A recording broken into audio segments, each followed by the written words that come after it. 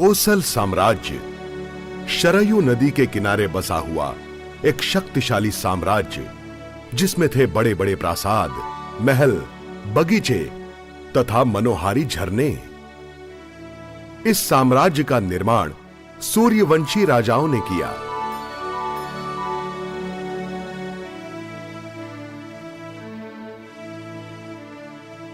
अयोध्या कोसल की राजधानी, इस नगरी का निर्माण महाराज इक्ष्वाकु ने किया, जो सूर्यवंश के प्रमुख महाराज मनु के प्रथम पुत्र थे। महाराज रघु के पश्चात कोसल के सिंहासन पर महाराज दशरथ विराजमान हुए। महाराज दशरथ एक समर्थ, बुद्धिमान और कुशल राज्यकर्ता थे। महाराज के निपुत्रिक होने से राजमहल तथा सारी अयोध्या नगरी दुखी थी। एक दिन महाराज दशरथ अपनी तीनों रानियां कौशल्या, कैकेयी तथा सुमित्रा के साथ वार्तालाप में मग्न थे। उसी समय राजमहर्षि वशिष्ठ ने उन्हें सलाह दी। राजन, आप मुनिवर ऋष्यशृंग के हाथों से पुत्र कामेष्टि यज्ञ का आयोजन कीजिए। इस यज्ञ से आपको अवश्य पुत्र लाभ होगा।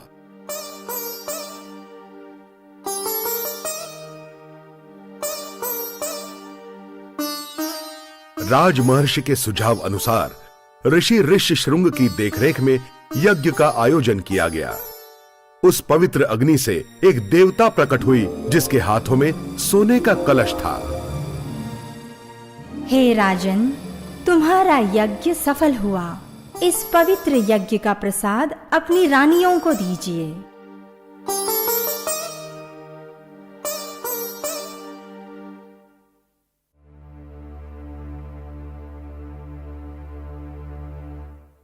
कौशल्या, ये दैवी उपहार है। इसमें से आधा तुम प्राशन करो और बाकी कैकेयी और सुमित्रा में बांट देना। कुछ महीनों के पश्चात एक दिन राजपुत्रों की किलकारियों से राजमहल गूंज उठा। महारानी कौशल्या ने श्री राम को जन्म दिया।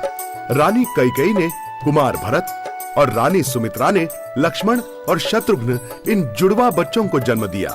महाराज के आनंद की तो परिसीमा ही नहीं रही।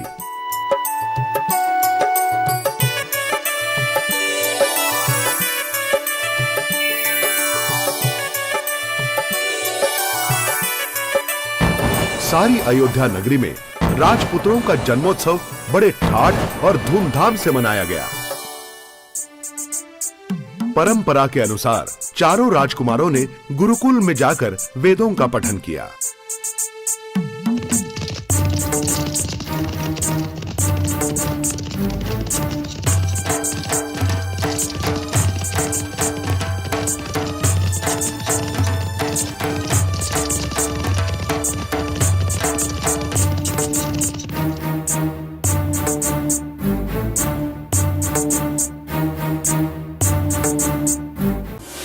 एक दिन राज दरबार में महाराज की जय हो। श्रेष्ठ मुनिवर विश्वामित्र राजमहल पधारे हैं। महर्षि विश्वामित्र और राजमहल में? आदर और सम्मान के साथ उनका स्वागत करो।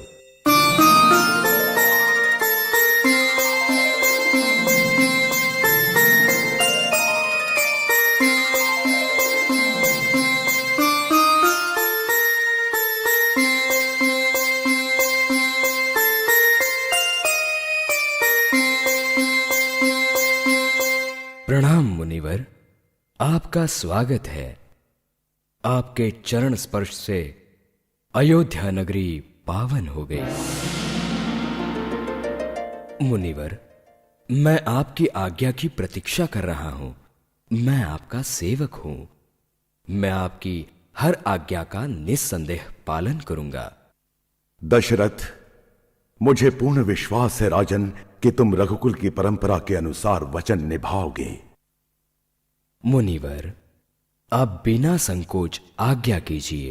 राजन, मैं विश्व शांति के लिए एक महत्वपूर्ण यज्ञ कर रहा हूं, लेकिन दानव उसमें बाधा उत्पन्न कर रहे हैं। मांस और हड्डियां फेंक कर वे पवित्र यज्ञ को भ्रष्ट कर रहे हैं। इन दानवों का नाश करने के लिए मुझे तुम्हारे पुत्र राम की सहायता चाहिए। मेरा पुत्र राम। मुनिवर, राम तो अभी बालक है, ना ही उसे युद्ध का ज्ञान है और ना ही अनुभव। दानवों के नाश के लिए वो अभी सक्षम नहीं है।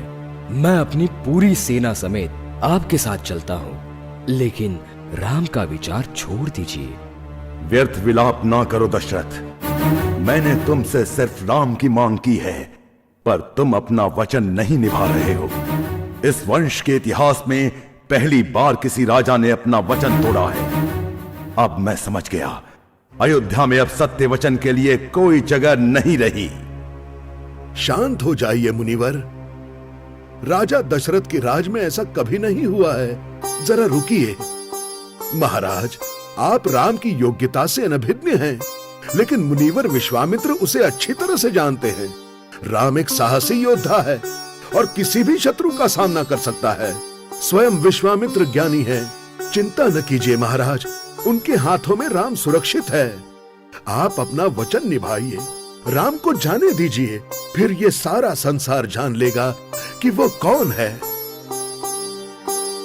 क्षमा कीजिए मुनिवर, मैं बड़ी खुशी से राम को आपके साथ भेजता हूँ। धन्यवाद राजन, मैं तुम्हारे निर्णय से प्रसन्न हुआ। किंतु लेकिन क्या? बिना संकोच कहो जो कहना है राजन। लक्ष्मण के बिना मेरा राम बहुत अकेला हो जाएगा।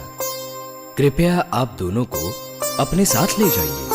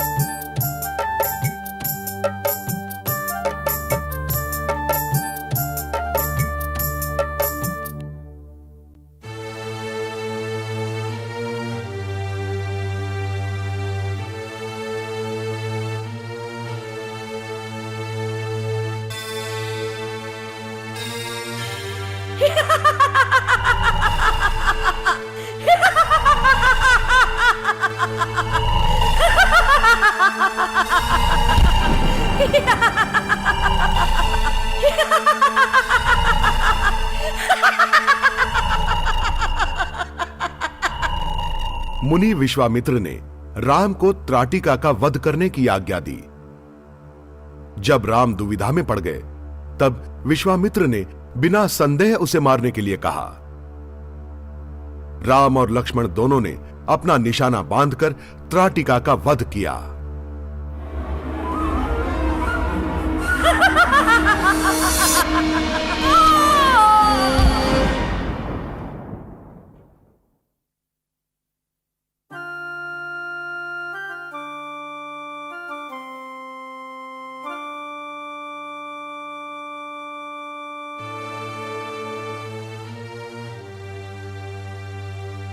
विश्वामित्र ने दोनों राजकुमारों को धनुर्वेद की शिक्षा दी और दोनों को शक्तिशाली शस्त्र तथा अस्त्र का ज्ञान दिया।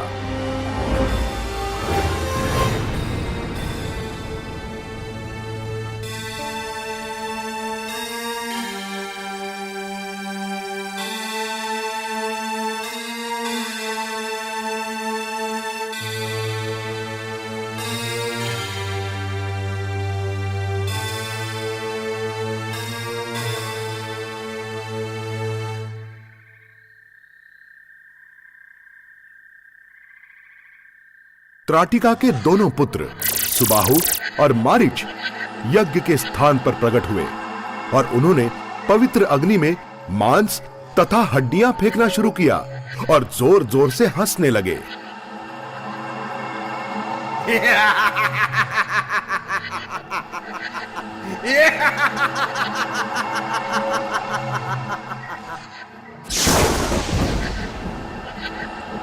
सुबाहु, वो बालक हमारी फेंकी हुई हड्डियां यज्ञ में गिरने से रोक रहा है।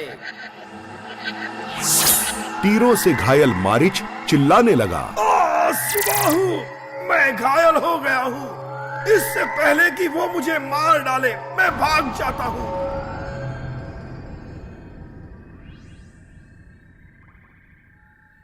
महाराज जनक का निमंत्रण आया है।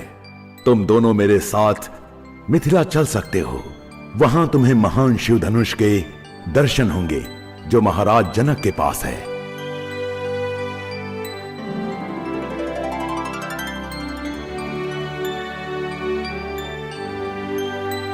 राम और लक्ष्मण दोनों विश्वामित्र के साथ मिथिला की ओर चल पड़े।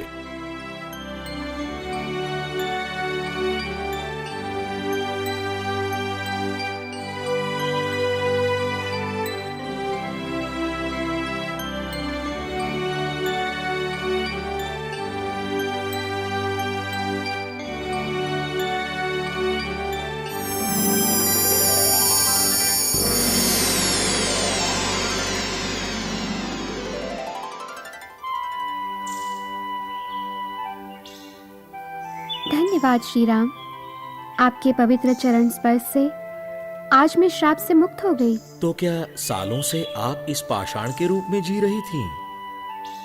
हाँ राम, पापे इंद्र के षड्यंत्र की वजह से मेरे पति ने मुझे पत्थर बनने का श्राप दिया, लेकिन आज आपकी कृपा से मैं श्राप से मुक्त हो गई।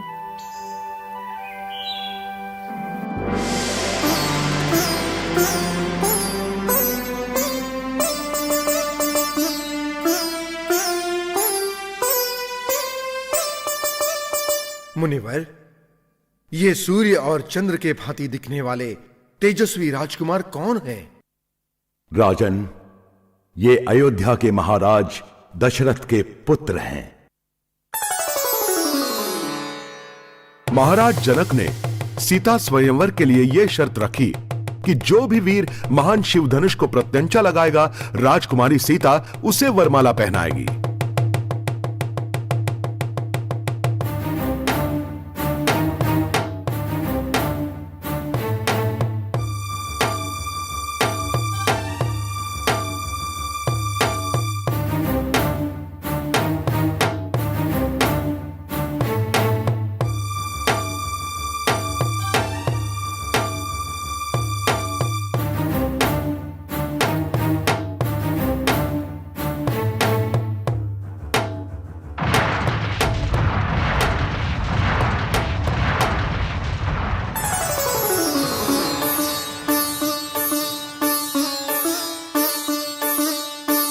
बिजली की तरह कड़कड़ाते हुए परशुराम ने सभा मंडप में प्रवेश किया। वे क्रोध से लाल हुए थे। उनके कंधों पर धनुष था और हाथों में एक अजस्त्र परशु जो हमेशा उनके साथ होता था। हे मूर्ख जनक, किसने साहस किया इस शिव धनुष को तोड़ने का? बताओ मुझे, अन्यथा तुम्हारे राज्य को तुम्हारे आंखों के सामने राख कर दूंगा। हे प्रभु, आपके इस आज्ञाकारी सेवक ने इस धनुष को तोड़ा है। आप आज्ञा कीजिए, मैं प्रायश्चित के लिए तैयार हूं।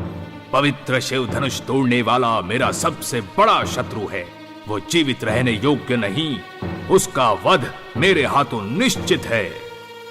हे प्रभु, बचपन में तो हमने कई धनुष तोड़े हैं, तब तो आप क्रोधित नहीं हुए, तो फिर ये धनुष इतना महत्वपूर्ण क्यों है? अपनी जबान संभालो, अन्यथा अगला क्षण तुम्हें मृत्यु के समीप ले जाएगा। शांत रहो लक्ष्मण। हे प्रभु, मैंने तो सिर्फ प्रत्यंचा लगानी चाहिए थी, लेकिन इस तरह राजा जनक का पण पूरा करते हुए दुर्भाग्य से ये अपने आप ही टूट गया। राम, मेरा यह धनुष भी उसी तरह का है जो कुछ समय पहले तुमने तोड़ा है। स्वयं भगवान विष्णु ने ये धनुष मेरे पिताश्री को भेंट दिया था। ये लो और प्रत्यंचा बांधो। अगर तुम सफल हुए तो मैं मान लूंगा कि तुम भगवान विष्णु के अवतार हो।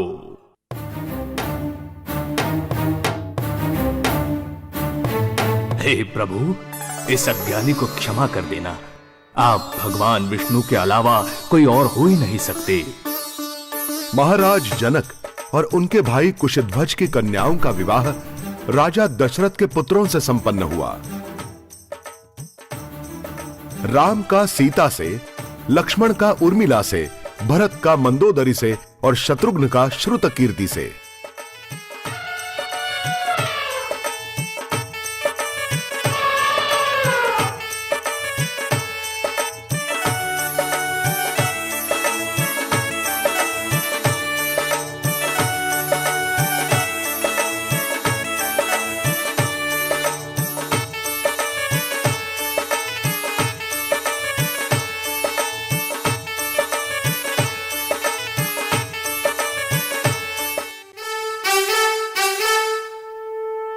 12 साल बाद राजा दशरथ ने श्रीराम के राज्याभिषेक की घोषणा की।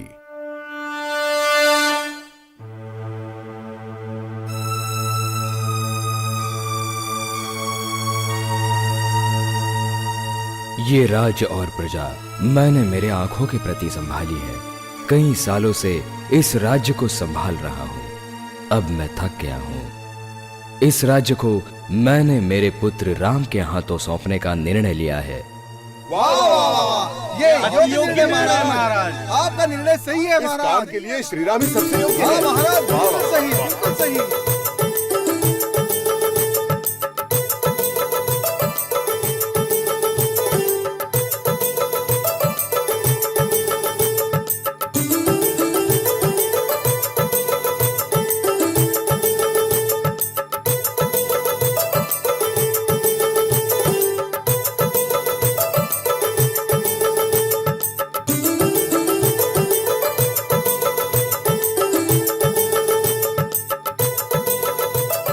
जब कैकेयी अपने गहने उतार रही थी, उसी वक्त मंथरा वहां आई। मंथरा, आज मैं बहुत खुश हूँ। मेरा राम अब राजा बनने वाला है। बोलो मंथरा, बोलो तुम्हें क्या चाहिए? मूर्ख लड़की, राजा तुम्हारा पुत्र भरत नहीं बन रहा है, राजा तो राम बन रहा है। क्या राम मेरा पुत्र नहीं? उसने हमेशा मुझे अपनी माँ से बढ़कर चाहा है। कैकेयी, राम के प्यार ने तुम्हारी आंखों पर पर्दा डाल दिया है। राज्याभिषेक राम का ही क्यों होगा, तुम्हारे पुत्र भरत का क्यों नहीं? अगर राम राजा हुआ तो वो तुम्हारे पुत्र को भी मार सकता है। बस करो मंथरा, मैं राम को अच्छी तरह जानती हूँ। अगर राम राजा बना तो राजमाता बनेगी कौशल्या, फिर तुम दासी बनकर उनकी सेवा करना। ओ, कहीं तुम्हारी बातें सच तो नहीं होंगी मंथरा? कैकेयी, जरा सोचो समझो, आखिर खुद का बेटा ही अपना होता है। महाराज ने राम के राज्याभिषेक का निर्णय ले लिया है और लोगों ने भी उसे स्वीकार किया है। राज्याभिषेक तो कल होने जा रहा है। अब तो बहुत देर हो गई है। कैकेयी, क्या तुम भूल गई? महाराज दशरथ ने तुम्हें 2 वर दिए हैं। हाँ, याद है, और शायद यही समय है महाराज से उन्हें मांग लेने का।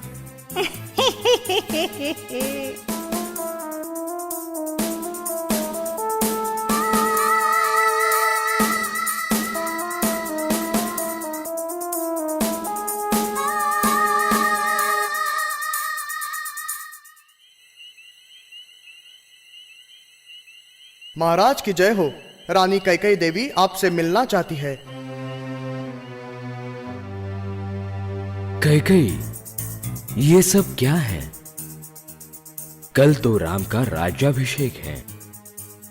क्या हुआ? तुम इतनी अस्त व्यस्त क्यों हो? कुछ साल पहले की बात याद है आपको? युद्ध में आप घायल हुए थे और सारथी बनकर मैंने आपके प्राणों की रक्षा की थी। उस वक्त आपने मुझे 2 वर दिए थे। वो वर मैं आज मांगना चाहती हूँ। बस इतनी सी बात? ठीक है, मांगो तुम्हें जो मांगना है। वैसे भी मैं आज बहुत खुश हूँ। पहले वर से राम के बदले मेरे बेटे भरत का राज्याभिषेक कीजिए, और दूसरे वर से राम को 14 साल वनवास में बिताने होंगे।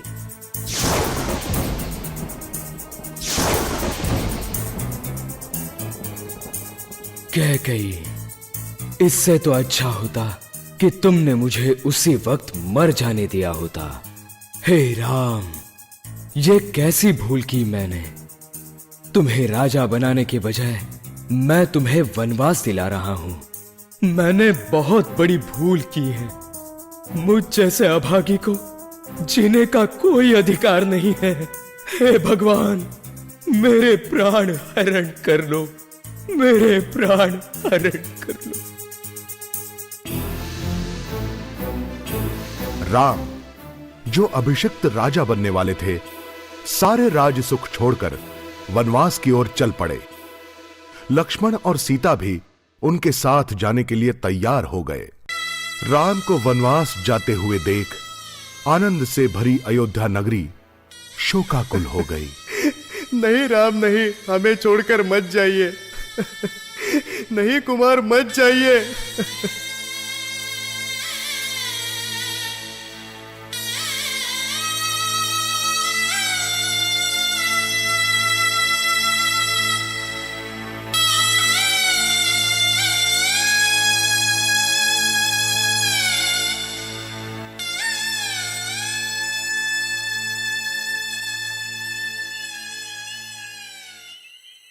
सुमंत, अब हमें जाना होगा।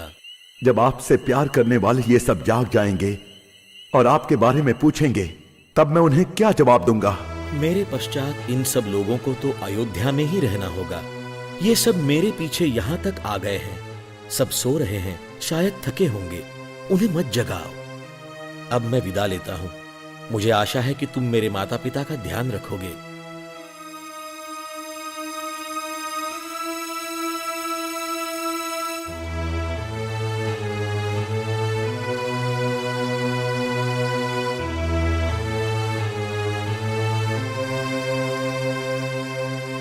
नाविक गुहक ने राम, लक्ष्मण और सीता को नदी पार करा दी।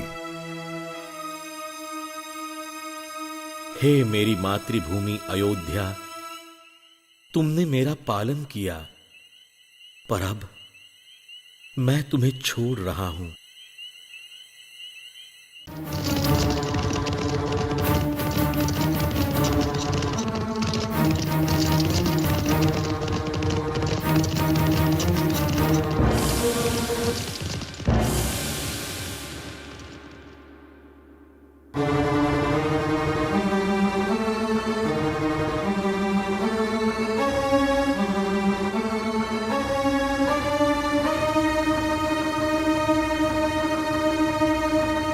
पुत्र भरत, बड़ी खुशी हुई तुम्हें देखकर। अयोध्या का सिंहासन तुम्हारी राह देख रहा है। तुम्हारे राजा बनने के विचार से मैं बहुत खुश हूँ। तुम्हारे पिता की मौत के सदमे को शायद ये खुशी भुला दे। तुम्हारा सपना कभी पूरा नहीं होगा माते। शर्म आती है मुझे तुम जैसी मां पाकर। राम ने तुम्हें सबसे बढ़कर चाहा था और तुमने उसे ही वनवास में भेज दिया। पिताजी के मौत का कारण भी तुम ही हो। एक राक्षस भी ऐसी हीन हरकत नहीं कर सकता। मैंने सपने में भी नहीं सोचा था कि तुम ऐसा कर सकती हो। राम, मेरे प्रिय भाई, इस पाप की असली वजह मैं हूं। मुझे माफ कर दो। भ्राताश्री, यही है वो औरत, इस षड्यंत्र की जड़। अब तो इन दोनों को मारकर ही हमें अपने पापों से मुक्ति मिल सकती है। भरत, मुझे माफ कर दो। शत्रुघ्न, इनकी तरफ देखना भी राम के साथ धोखा करना है। जाने दो उन्हें। जो सिंहासन मेरे राम के लिए बना है, मैं उस पर कभी नहीं बैठूंगा।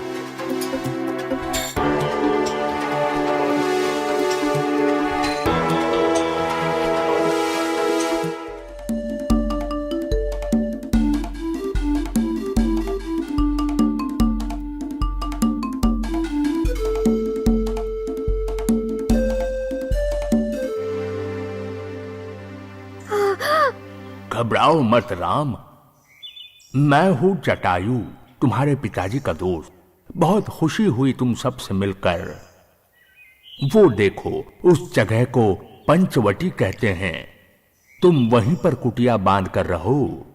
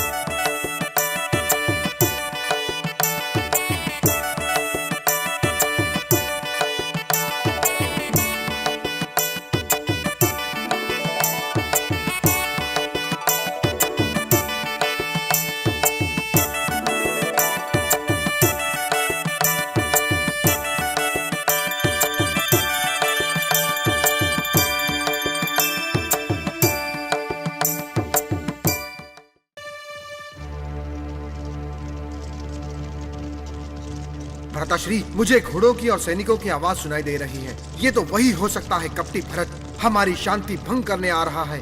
मुझे आज्ञा दीजिए भ्राताश्री, मैं उसे अपने तीरों का मजा चखाता हूँ। लक्ष्मण, अपने गुस्से को काबू में रखो। भरत हमारा भाई है, सब ठीक हो जाएगा।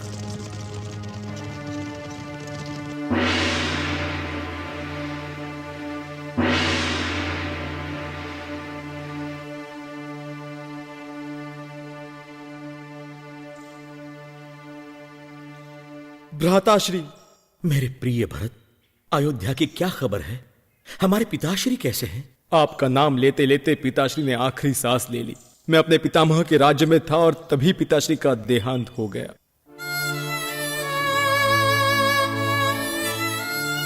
पिताश्री, ये क्या हो गया?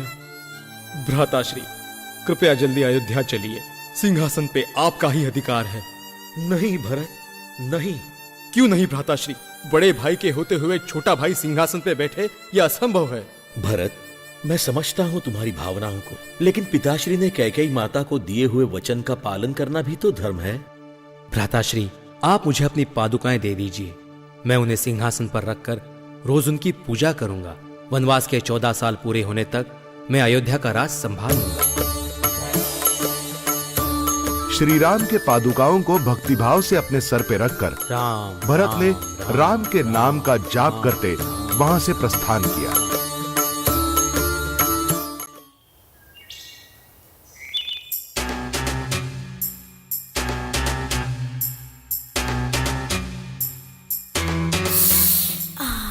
ओह, कितना सुंदर पुरुष है ये। मुझे कुछ भी करके उसे आकर्षित करना होगा और उससे शादी करनी होगी।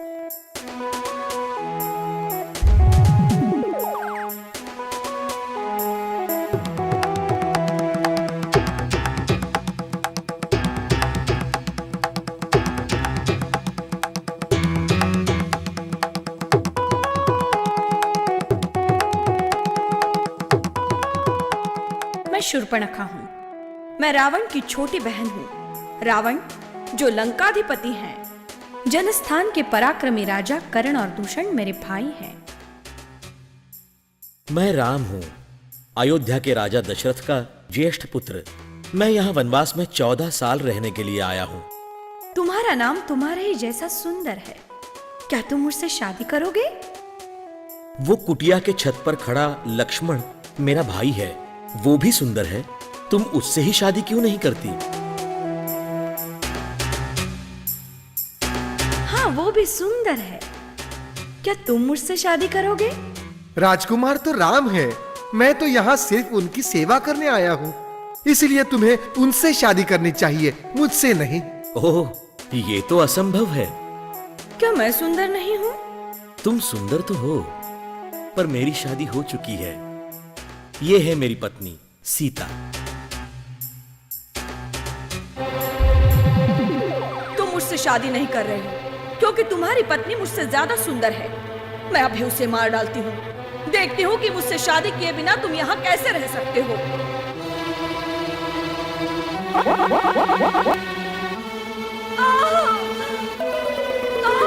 मेरी नाक।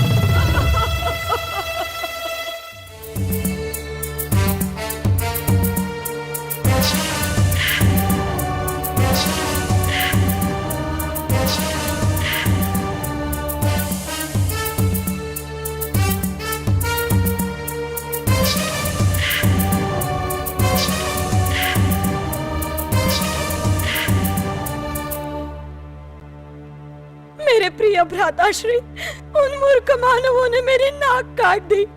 वो जो भी हो, हमें उन्हें सबक सिखाना चाहिए।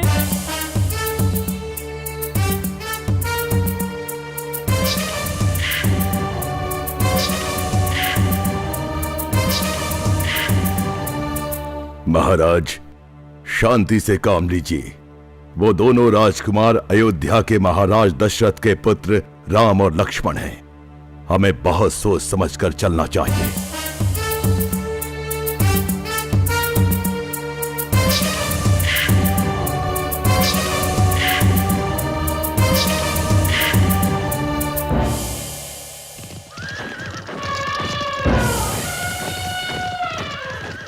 कर्ण और दूषण के सैनिकों ने राम, लक्ष्मण और सीता पर हमला बोल दिया। राम ने लक्ष्मण को सीता का ख्याल रखने के लिए कहा और खुद उन सैनिकों से युद्ध करने लगे।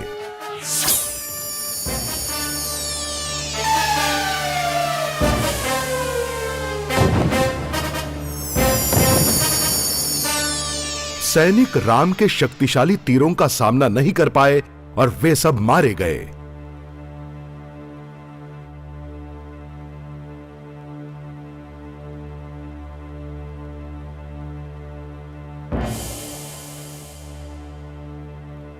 ये समाचार सुनते ही रावण बहुत क्रोधित हुआ। वो अपने मित्र मारीच के पास गया और उसे सारी कहानी सुनाई। मारीच ने रावण को राम की ताकत और दैवी शक्तियों के बारे में बताया। मारीच की बातें सुनकर रावण वहां से वापस चला गया। भ्राताश्री, उन लोगों ने मेरी नाक काट दी। मैं यहाँ खड़ी हूँ और आप राम की प्रशंसा कर रहे हैं। अब मुझे ही बताना पड़ेगा कि आगे क्या करना है। राम की सुंदर पत्नी सीता को लुभा के तुम उसका हरण कर लो और अपना प्रतिशोध ले लो, फिर मैं राम से शादी कर लूंगी। रावण फिर एक बार मारीच के पास गया और उसने उसे अपनी योजना के बारे में बताया। मारीच ने रावण की सहायता करने से इनकार कर दिया। उसने कहा कि उसे राम से डर लगता है। यह सुनकर रावण ने मारीच को मार डालने की धमकी दी। मारीच ने सोचा कि रावण के हाथों मरने से तो राम के हाथों मरना अच्छा है।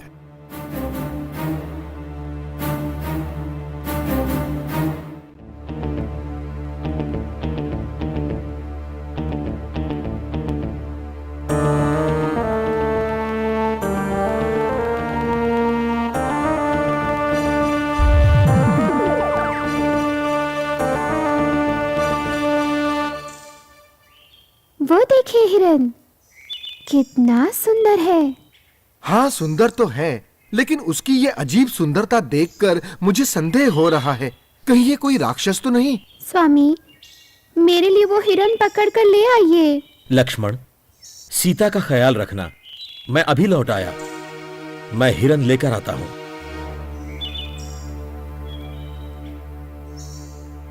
सीता, सीता, सीता, लक्ष्मण, लक्ष्मण, लक्ष्मण। लक्ष्मण, मुझे लगता है कि राम संकट में है। ऐसा लगता है कि वो मदद के लिए पुकार रहे हैं। जल्दी जाओ और उनकी मदद करो। आप चिंता मत कीजिए, ये राम की आवाज नहीं है। लक्ष्मण, वहाँ तुम्हारा भाई संकट में है और तुम मुझसे बहस कर रहे हो। जल्दी जाओ और उन्हें बचाओ। उनके बिना जीवन में सोच भी नहीं सकती। मैं स्वयं को समाप्त कर लूंगी। ठीक है, जैसी आपकी आज्ञा। ध्यान रहे, किसी भी हालत में आप इस रेखा को पार न कीजिए।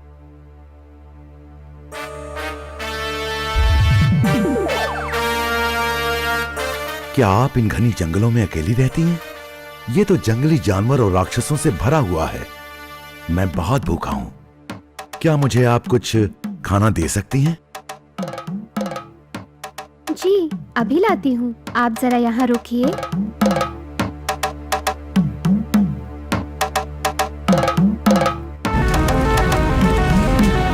देखिए माते, मैं ये रेखा पार नहीं कर सकता। कृपया आप ही रेखा पार करके मुझे भिक्षा दे दीजिए।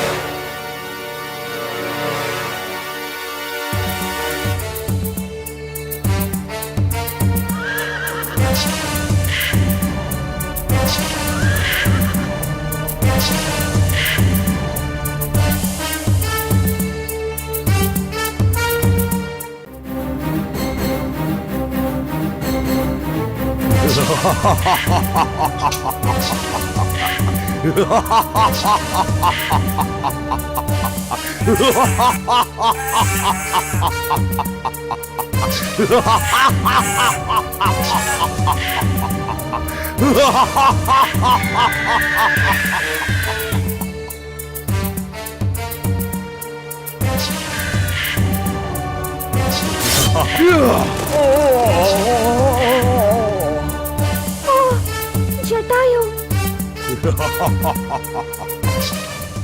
लक्ष्मण, हमें धोखा दिया गया है। वो हिरन नहीं था, बल्कि हिरन के वेश में मारीच था। ऐसा छल राक्षस हमेशा करते हैं। हमें सीता को बचाना होगा। कुटी में सीता का कहीं पता नहीं चला। सब फल बिखरे हुए पड़े थे। श्री राम शोक से आक्रोश करने लगे। भ्राताश्री, आप चिंता न कीजिए, वो यहीं कहीं जंगल में होगी। हम उसे आसानी से ढूंढ लेंगे।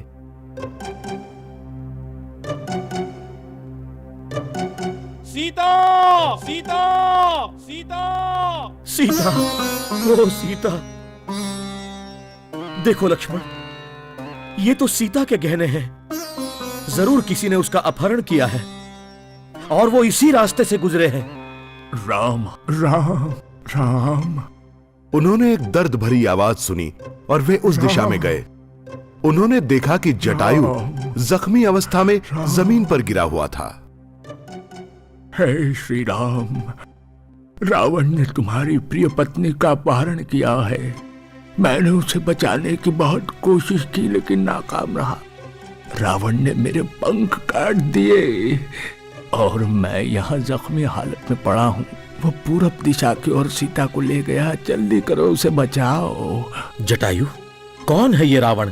रावण राक्षस राज विश्रवा का पुत्र है।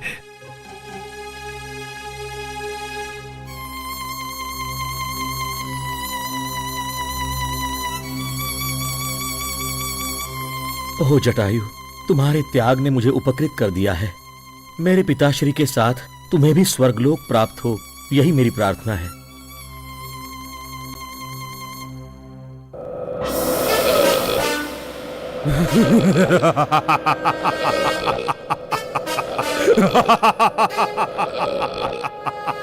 एक शूद्र मानव, अब तुम मेरी गिरफ्त में हो।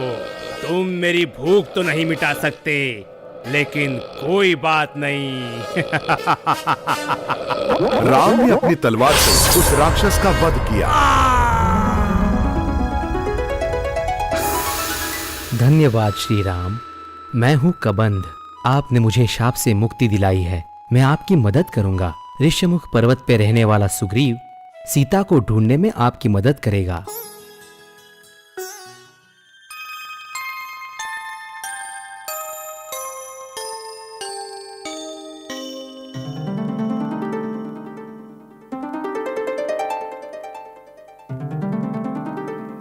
आप लोग यहाँ पर नए लग रहे हैं। मैं हनुमान हूँ, वानरों के दल का सेनापति और सुग्रीव के मंत्रिमंडल का एक मंत्री।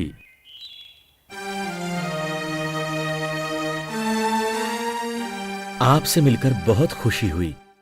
हम तो सुग्रीव से मिलने के लिए ही यहां तक आए हैं। आइए मेरे साथ, मैं आपको महाराज तक ले जाऊंगा।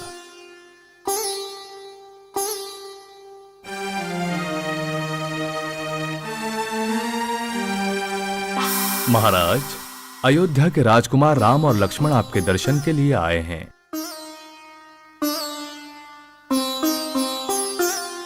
दशरथ पुत्रों से मिलकर मैं बहुत सम्मानित हुआ। आपका यहाँ आने का कारण मुझे पता है, किंतु इस वक्त मैं थोड़ी मुश्किल में हूँ और मुझे आपकी मदद चाहिए। मुझे मेरी पत्नी वापस चाहिए और उसके लिए मैं कुछ भी करने को तैयार हूँ। प्रभु राम, मेरा भाई वाली मुझे किष्किंधा से बाहर निकालने की योजना बना रहा है। मैं उससे लड़ने में असमर्थ हूँ। मुझे आशा है कि आप मेरा राज किष्किंधा वापस लौटाओगे। मैं जरूर आपकी मदद करूंगा। आपके अनुजों ने बताया कि उन्होंने रावण को सीता का अपहरण करके यहाँ से जाते हुए देखा है।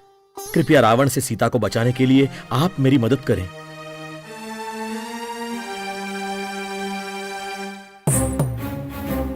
अपने वचन के अनुसार वाली का वध करके राम ने सुग्रीव की मदद की।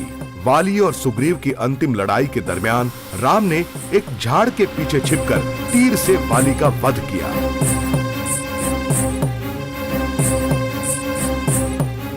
सुग्रीव ने अपने अनुजों को सीता को ढूंढने का आदेश दिया।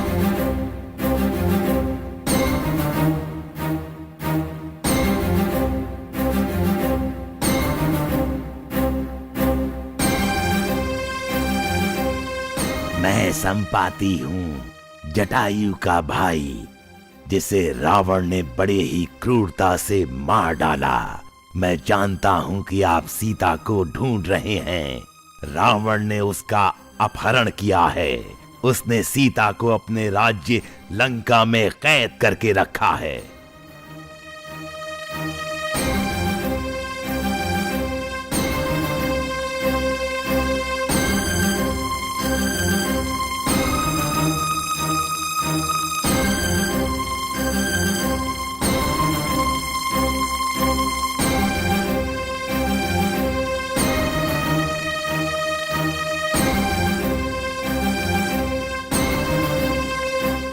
सीता को छुड़ाने के लिए ये विशाल सागर पार करना होगा। ये तो असंभव लग रहा है। केवल हवा में उड़कर ही ये सागर पार किया जा सकता है, लेकिन उसे कौन करेगा?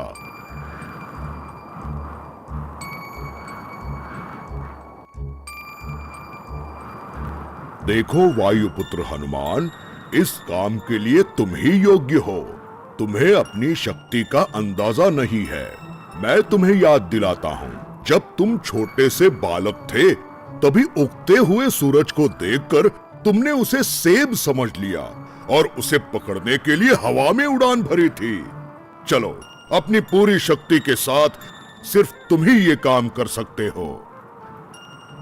आप ठीक कह रहे हैं जांबुवंत। मेरा विश्वास मुझे सागर पार लंका ले जाएगा।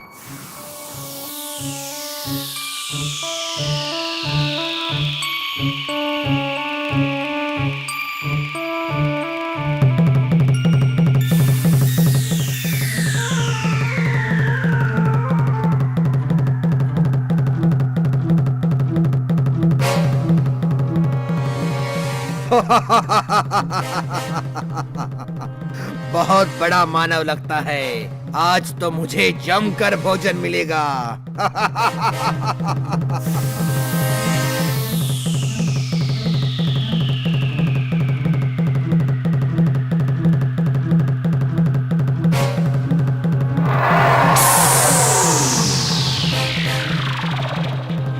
और अगले ही क्षण वो समुद्री राक्षस मर गया।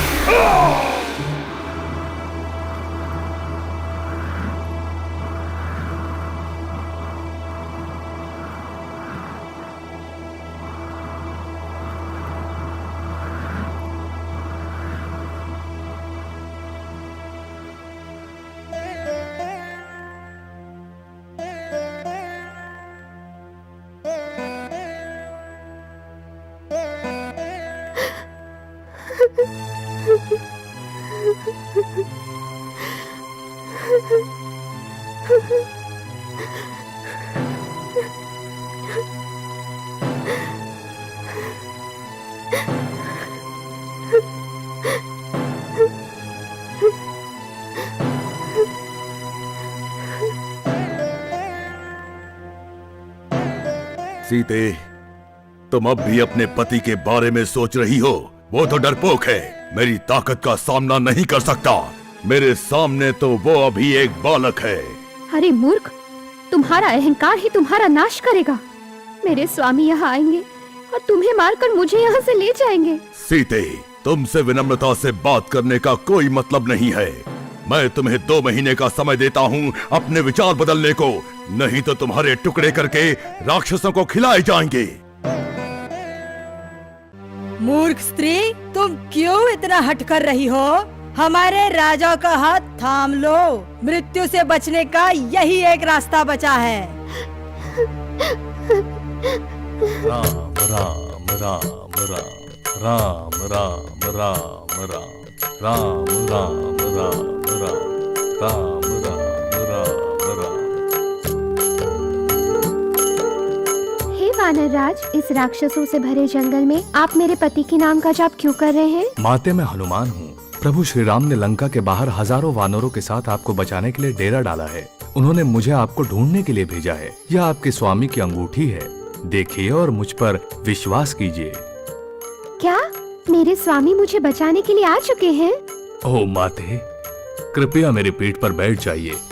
चलो प्रभु राम जी के पास। मुझे माफ कीजिए, मैं ऐसा नहीं कर सकती। मेरे साथ यहाँ पर और हजारों बंदी हैं जिनका छल किया जा रहा है।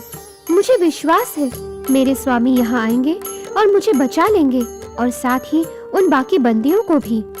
चिंता न कीजिए, श्री राम जी के बाण रावण को मारने में समर्थ हैं और लक्ष्मण अकेले ही उन राक्षसों का नाश कर देंगे। हनुमान, कृपया मेरी ये अंगूठी मेरे स्वामी तक पहुंचा दीजिए। जरूर, आप चिंता न करें माते, लेकिन उससे पहले इस लंका के राक्षसों को मेरे ताकत के कुछ प्रयोग दिखाना चाहता हूँ।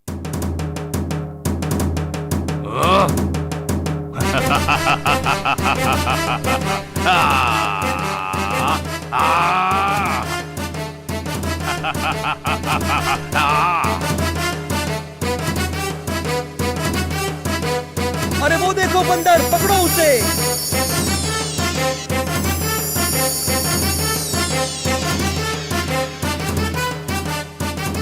अगर मुझे इन राक्षसों ने पकड़ लिया तो ही मैं रावण से मिल पाऊंगा।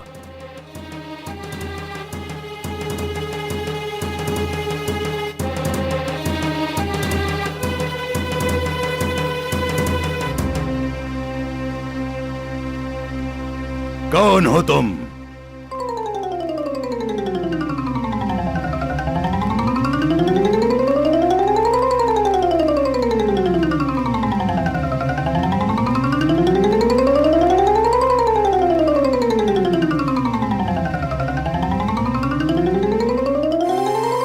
मैं हनुमान हूँ, राजा सुग्रीव का मंत्री। मैं यहाँ तुम्हें मृत्यु का संदेश देने आया हूँ। तुमने सीता माता का अपहरण किया है। तुम एक सामान्य बंदर हो और मुझे मृत्यु की धमकी देने आए हो। राक्षसों, इस बंदर की पूंछ को आग लगा दो और एक बारात निकालकर इसे लंका की गली गली में घुमाओ। इसे देखकर बच्चों को बहुत मजा आएगा।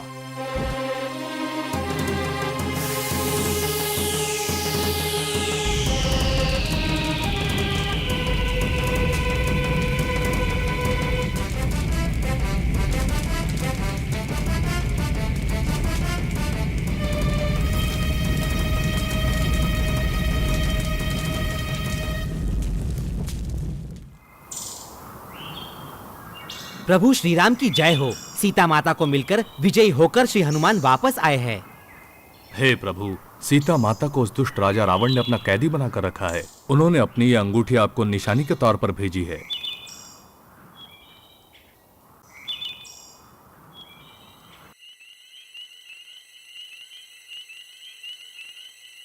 भाई, सीता का अपहरण करके आपने बहुत गंभीर भूल की है। उसका श्राप लंका को नष्ट कर देगा।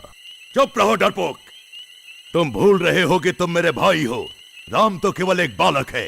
राम और उसकी सेना को लंका के राक्षस सहज पराजित कर देंगे।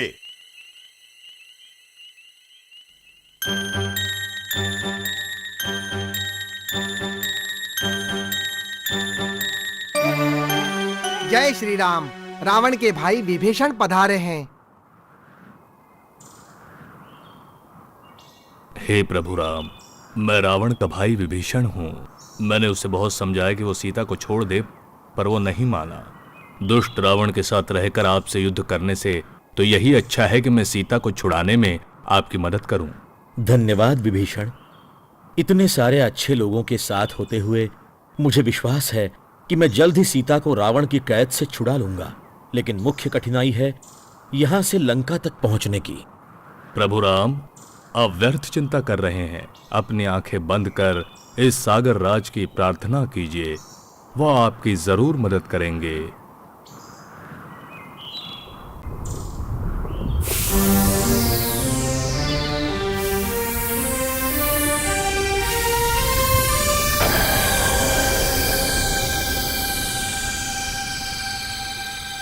श्री राम, आपके दल में नल नाम का एक बंदर है जो एक अत्यंत कुशल वास्तुतज्ञ है। आप उसे कहकर मेरे ऊपर पत्थरों का एक पुल बांधिए। मैं उस पुल को संभाल लूंगा।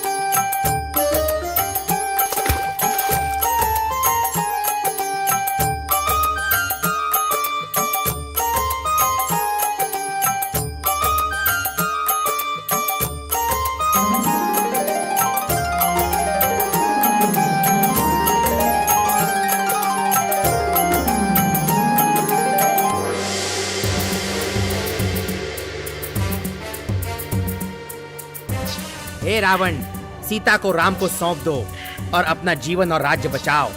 समेट की आखिरी सूचना मैं तुम्हें दे रहा हूँ। चुप रहो मूर्ख वानर, तुम भूल रहे हो कैलाशपति शिव शंकर ने मुझे वरदान दिया है। मैं अपनी मर्जी के अनुसार राक्षसों पर राज्य करता हूँ। ये तुम कैसे भूल गए? सैनिकों, इस बंदर को पकड़ लो। तुम्हारा अहंकार तो श्री राम के साथ युद्ध में ही खत्म होगा। मैं चलता हूँ।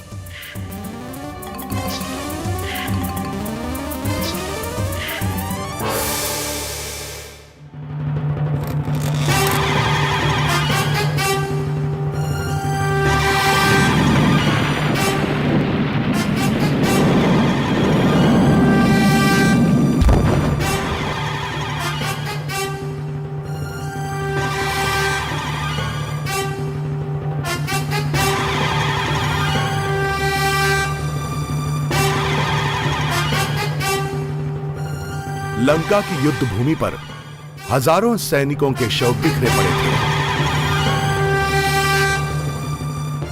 महाराज, इस युद्ध में मंत्री राम और उसकी बंदर सेना डर के भाग गए। बताओ मुझे, शुभ वार्ता के लिए मैं बहुत उत्सुक हूँ। महाराज, कुंभकर्ण का पुत्र वानर सैनिकों के हाथों मारा गया है। आपकी इस स्त्री अभिलाषा को अब छोड़ दीजिए, नहीं तो यहाँ सिर्फ विनाश ही देखने को मिलेगा। सीता को सम्मान के साथ श्री राम के पास ले जाइए। मुझे आज्ञा दीजिए पिताश्री, मैं राम और लक्ष्मण के सर काटकर आपके चरणों में रख दूंगा। इंद्रजीत, जाओ कुंभकर्ण को जगाओ। जैसे आज्ञा पिताश्री।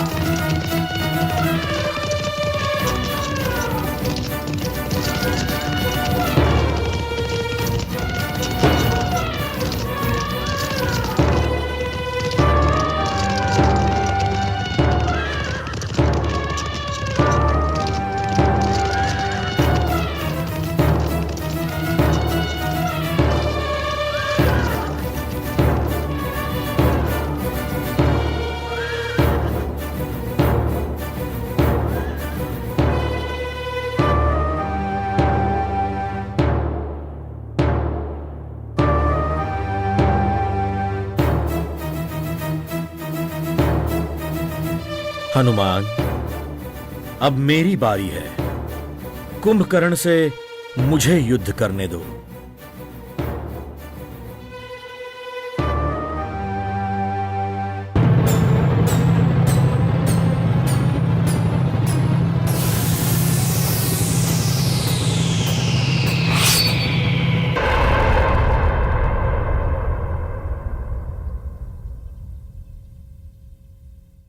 पिताश्री, सिर्फ आपकी आज्ञा की देरी है। मेरी तलवार राम का सर काटने के लिए उत्सुक है।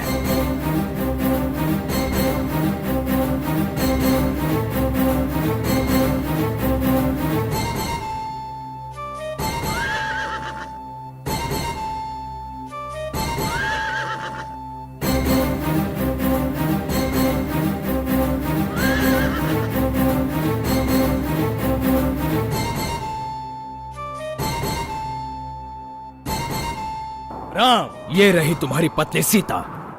इंद्रजीत, अगर मेरी पत्नी को जीवित नहीं लौटाया तो तुम्हारी मौत निश्चित है। क्या तुम्हारा मतलब है तुम मुझे मार डालोगे? मैं तुम्हारी पत्नी को मार डालूंगा। सीते, सीते, मेरी प्रिय सीता, सीता, सीता।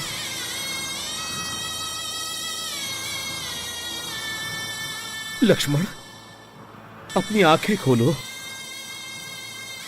हे प्रभु, मेरी पत्नी मेरी आंखों के सामने मार दी गई और अब मेरा भाई भी। शांत हो जाइए प्रभु राम। हिमालय के समीप महोदय पर्वत से अगर संजीवनी बूटी लाई जाए तो लक्ष्मण की जान बच सकती है। हनुमान, तुम जाकर किसी भी तरह वो संजीवनी लेकर आना। जैसे आपकी आज्ञा प्रभु।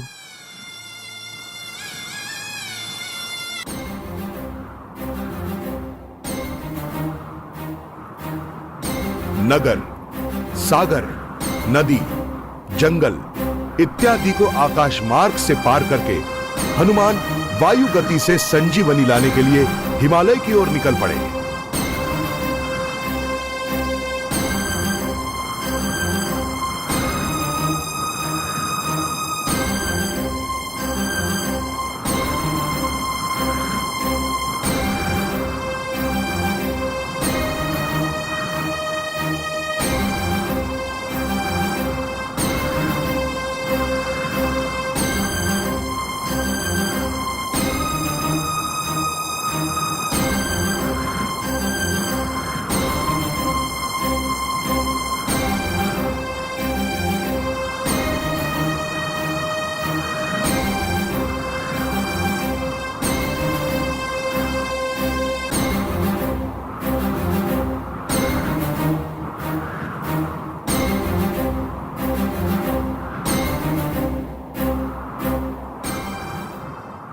अरे, ये सारा पर्वत तो जड़ी बूटियों से भरा है, लेकिन सही बूटी कौन सी है?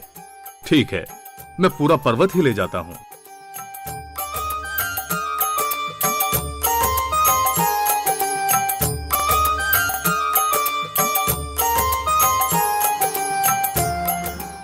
प्रभु राम, आपकी पत्नी सीता जीवित है। क्या? आपका मतलब मेरी पत्नी सीता जीवित है? मैं समझा नहीं। इंद्रजीत को माया जाल अवगत है और उसने आपसे ये छल किया है।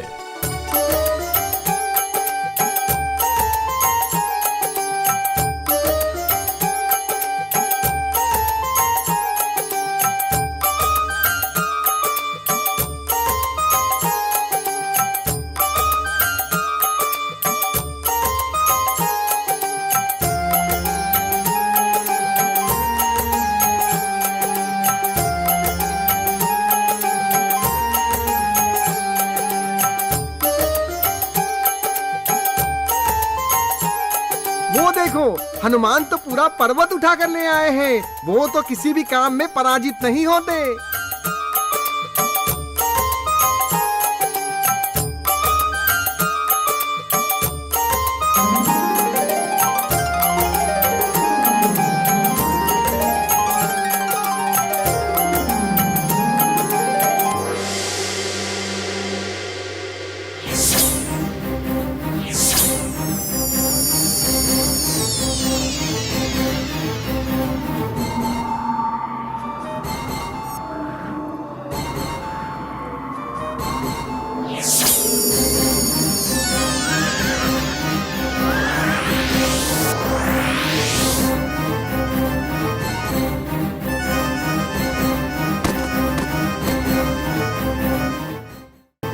क्या मेरा पुत्र इंद्रजीत अब नहीं रहा?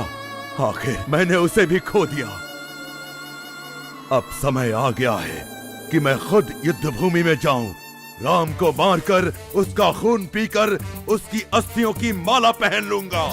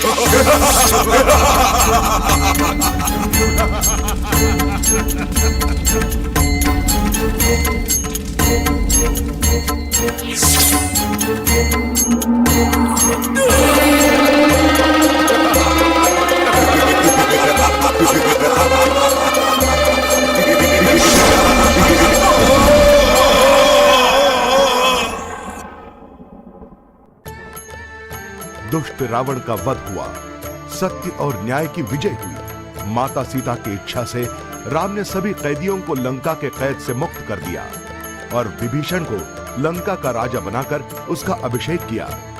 स्वर्ग से सभी देवताओं ने राम और सीता को आशीर्वाद दिए और उन पर फूल बरसाए। राम और सीता दैवी पुष्पक विमान में सवार होकर अयोध्या की ओर चल पड़े।